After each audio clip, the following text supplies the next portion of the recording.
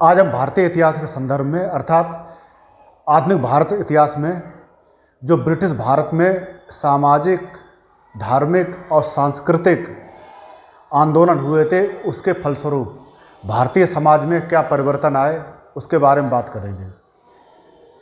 किसी भी देश में सामाजिक, सांस्कृतिक और धार्मिक सुधार उस देश में समाज में आए हुए पुनर्जागरण द्वारा ही संभव है। पश्चिमी विचारक हेगल ने भी कहा है कि पुनर्जागरण के बिना किसी भी देश या समाज में कोई भी धर्म सुधार असंभव है। 19वीं सदी में जो ब्रिटिश हुकूमत थी, उसका जो भारतीय समाज या भारतीय देश पे जो प्रभाव पड़ा वो अन्य किसी भी हुकूमत द्वारा पड़े हुए प्रभाव से अलग था। क्योंकि भारत में जो विदेशी आक्रांता या विदेशी मुगल आक्रमणकारी आए, उन्होंने भारत की संस्कृति और भाषा को काफ़ी हद तक आत्मसात कर लिया और भारत के या भारतीय समाज के एक अभिन्न अंग बन गए, धर्म को छोड़कर संभवतः। लेकिन ब्रिटिश भारत में जो ब्रिटिश या अंग्रेज़ों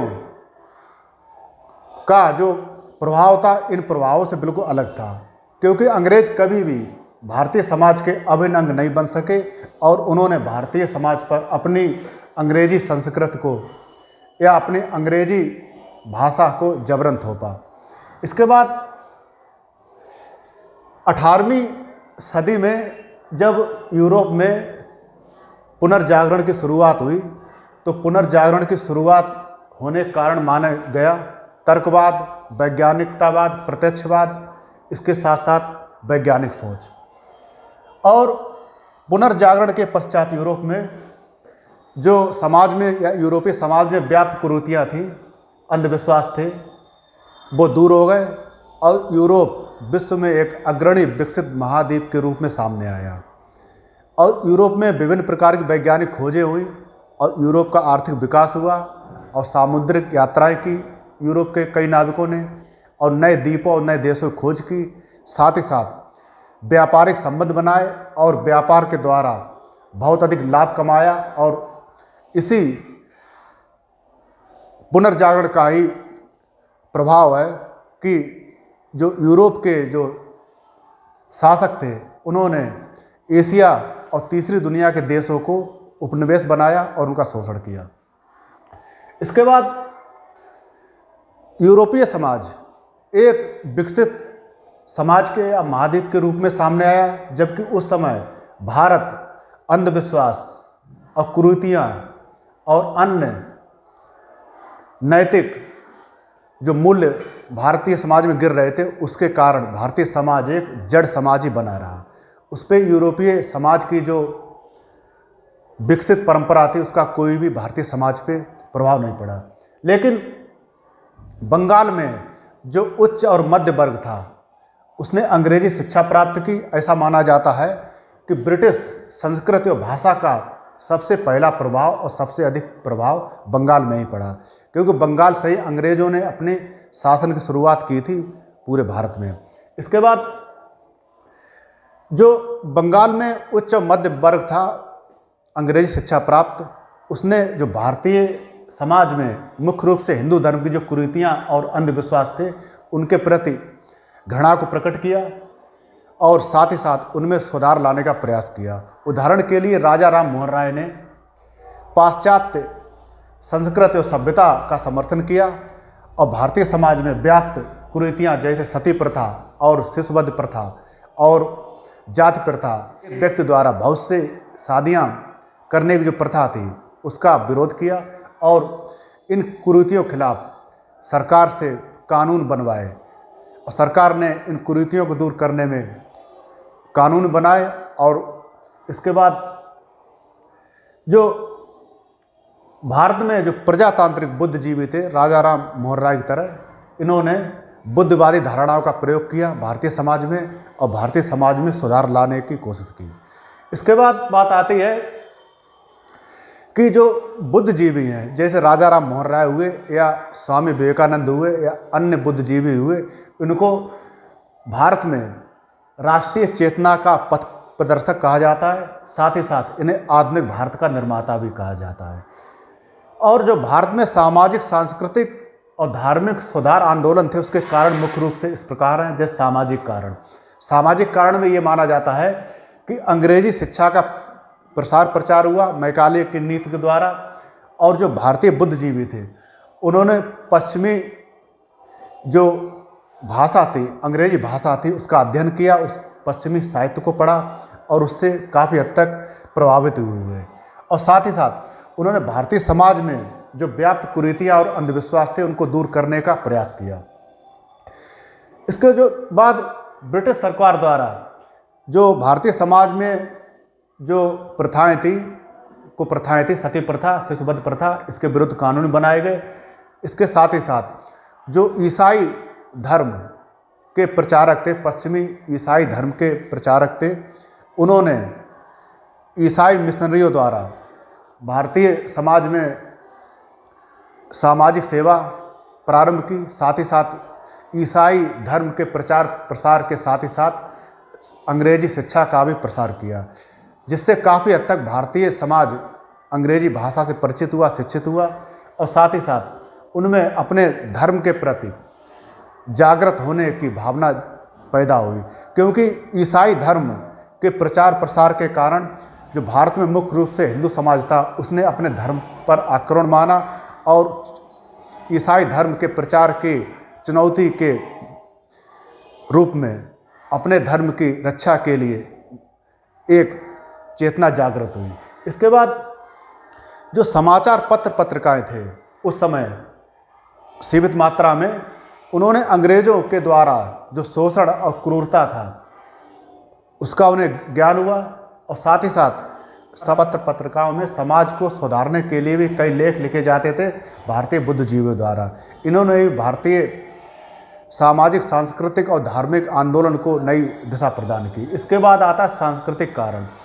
सांस्कृतिक कारण के अंतर्गत जो भारतीय प्राचीन सभ्यता के मैक्स मूलर एक पश्चिमी विचारक था जर्मनी का, और साहित्यकार भी था, और साथ ही साथ एक इतिहासकार भी था। इसके साथ ही साथ जेम्स प्रिंसेप भी एक ब्रिटिश इतिहासकार था और एक पुरातत्व वेत्ता भी था। इन विदेशी बुद्धिवादियों ने भारतीय अतीत का गुणगान किया, और जेम्स प्रिंसेप ने बताया, जो भारत के पुराने शिलालेख थे उनकी खुदाई करके बताया कि भारतीय सभ्यता अंग्रेजों की सभ्यता से हजारों साल पहले ही काफ़ी ज़्यादा विकसित थी। और मैक्स मूलर ने भारतीय वेदों और भारतीय प्राचीन साहित्य का गुणगान किया, और मैक्स मूलर ने अंग्रेज़ों की जातीय श्रेष्ठता को चुनौती दी और यह बताया कि अंग्रेज और भारतीय एक ही आर्य नस्ल या प्रजाति के व्यक्ति हैं। इसके द्वारा भारतीय बुद्धिजीवियों में एक नई चेतना जागृत हुई, पश्चिमी बुद्धिजीवियों के भारत के समर्थन में विचार सुन के। इसके साथ ही साथ 19वीं सदी में जो अंग्रेज थे अपनी नस्लीय, जाति और भाषाई श्रेष्ठता का प्रचार प्रसार करते थे, और इसकी प्रतिक्रिया स्वरूप भारत में सांस्कृतिक जागरण की प्रक्रिया प्रारंभ हुई। क्योंकि पश्चिमी विचारक थे, उन्होंने भारतीय नस्ल को, जो अंग्रेजों की नस्ल थी, क्योंकि पश्चिमी विचारक थे, उन्होंने भारतीय नस्ल को जो अंग्रेजों की नस्ल थी उसके समतुल्य बताया। इसके बाद सामाजिक, सांस्कृतिक और धार्मिक सुधार आंदोलन के कारणों में एक आता है आर्थिक कारण। जो 1813 का जो एक्ट था उसके द्वारा, मुक्त व्यापार नीति के द्वारा अंग्रेजों ने भारत का शोषण किया। इस आर्थिक शोषण के फलस्वरूप भारत में आर्थिक विपन्नता या निर्धनता का युग प्रारंभ हुआ। इसके प्रतिक्रिया स्वरूप भारत में जो बुर्जुआ वर्ग था, तत्कालीन बुर्जुआ वर्ग, उसमें एक नई चेतना आई भारतीय संस्कृति और भारतीय आर्थिक समाज के प्रति। इसके बाद राजनीतिक कारणों में आता है जो विदेशी शक्ति या अंग्रेज थे उनके द्वारा भारतीय पराजित हो गए थे। उन पराजय की भावना के फलस्वरूप भारतीय एक हीन भावना से ग्रस्त हो गए थे, और उस हीन भावना से निकलने के लिए भारतीयों में एक नई चेतना आई। इसके बाद राजनीतिक कारण के अंतर्गत जो नई चेतना आई, उस समय जो पश्चिमी शिक्षा प्राप्त जो भारतीय बुद्धिजीवी वर्ग था, उसने पश्चिम की जो लोकतंत्र की व्यवस्थाएं देखी और पश्चिम की जो राष्ट्रवाद की व्यवस्थाएं देखी और उस लोकतंत्र और राष्ट्रवाद को भारतीय संदर्भ में लागू करने का प्रयास किया। उसके साथ ही साथ भारत में लोकतंत्र और राष्ट्रवाद की भावना का सूत्रपात हुआ। इसके बाद अगर ब्रिटिश भारत में सामाजिक, सांस्कृतिक और धार्मिक सुधार आंदोलनों की अगर सीमाएं देखी जाए या इनकी लिमिटेशन देखी जाए तो इस प्रकार हैं। इनका प्रचार प्रसार आम जनता तक नहीं हुआ, क्योंकि यह आंदोलन केवल उच्च और मध्यम वर्ग शिक्षित वर्ग था, अंग्रेजी शिक्षा प्राप्त उस समाज तक ही सीमित रहा और यह उच्च और मध्य वर्ग, उच्च जातियों का वर्ग था। और जो कुछ आंदोलन के फलस्वरूप जो कुछ सुधार आए वो केवल इसी वर्ग तक सीमित रहे और जो भारत के दूर दराज गांव थे और जो निरक्षर जनता थी या अनपढ़ जनता थी, उनका प्रभाव इन आंदोलनों का कतई नहीं पड़ा। इसके बाद इस आंदोलन द्वारा या इन आंदोलन द्वारा जो नगरीय क्षेत्र थे उनमें ही जो समाज रहता था, भद्र समाज जिसे कहा जाता था, उसी समाज की कुरीतियाँ काफ़ी हद तक दूर हुई, जबकि अन्य पूरा देश अछूता। इसके बाद जो सामाजिक धार्मिक आंदोलन के फलस्वरूप भारतीय समाज में जो कुरीतियों को मानने वाले लोग थे या अंधविश्वास या आडंबरपूर्ण व्यवहारों को मानने वाले लोग थे या धार्मिक अंधविश्वासों को मानने वाले लोग थे, उन लोगों ने इन आंदोलनों के प्रति कट्टरता का परिचय दिया और इस आंदोलन के खिलाफ खड़े हो गए। और ये परंपरावादी लोग थे और पुरानी व्यवस्था को ही बनाए रखना चाहते थे। इसके बाद अगर इसकी उपलब्धियों की बात की जाए तो इसमें भारतीय लोगों ने अपने इतिहास, समाज और संस्कृति और परंपराओं को देखा पश्चिमी विचारकों के विचारों द्वारा या उनके खोजों द्वारा। साथ ही साथ कुछ बुद्धिजीवी थे जैसे स्वामी विवेकानंद और दयानंद सरस्वती, इन्होंने भारतीयों को इनके प्राचीन साहित्य और धर्म से परिचय कराया। इसके बाद इन उपलब्धियों में ये भी आता है कि इन आंदोलनों के फलस्वरूप इन आंदोलनों पर पश्चिमी जो विचारधारा थी उसका स्पष्ट प्रभाव था और जिसके फलस्वरूप इन आंदोलनों के फलस्वरूप जो भारतीय उच्च मध्य वर्ग का समाज था उनमें एक तार्किक और आलोचनात्मक दृष्टिकोण विकसित हुआ और उन्होंने वैज्ञानिक प्रत्यक्षवाद का समर्थन करते हुए उन्होंने वैज्ञानिक प्रत्यक्षवाद का समर्थन करते हुए इन आंदोलनों को आगे बढ़ाने का प्रयास किया। इसके बाद जो भारत के जो समाज के जो जड़ पक्ष थे उन पर प्रहार किया और भारतीय इतिहास संस्कृति के प्रगतिशील पक्षों को स्वीकार किया।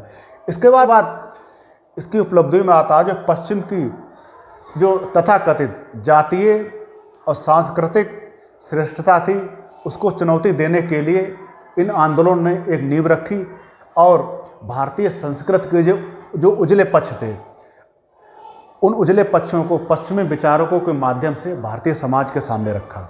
इसके बाद जो धार्मिक कर्मकांड थे और रीतबद्ध शास्त्र थे भारतीय समाज के, हिंदू समाज के, उसको धर्म के बेड़ियों से मुक्त किया और मानवतावादी और उपयोगितावादी दृष्टिकोण का विकास हुआ और धर्म के प्रति एक वैज्ञानिक दृष्टिकोण की भावना विकसित हुई। इसके बाद जो प्रजातांत्रिक मूल्य हैं जैसे समता, स्वतंत्रता और समानता और मानवतावाद जैसे प्रगतिशील प्रजातांत्रिक तत्वों का भारतीय समाज में इनका अंतर्स्थापन हुआ और इनका विकास हुआ और महिलाओं, अछूतों और असहाय लोगों की स्थितियों में सुधार आया काफ़ी हद तक और साथ ही साथ भारत में शिक्षा का प्रचार प्रसार हुआ और राष्ट्रीय जन चेतना का सूत्रपात हुआ और ब्रिटिश दासता का विरोध हुआ और भारतीय स्वतंत्रता संग्राम आंदोलन की नींव पड़ी। इन ब्रिटिश भारत में सामाजिक, सांस्कृतिक तथा धार्मिक सुधार आंदोलनों के फलस्वरूप इन ब्रिटिश भारत में सामाजिक, सांस्कृतिक तथा धार्मिक सुधार आंदोलनों के फलस्वरूप। तो ये तो हुआ ब्रिटिश भारत में सामाजिक, सांस्कृतिक और धार्मिक सुधार आंदोलन।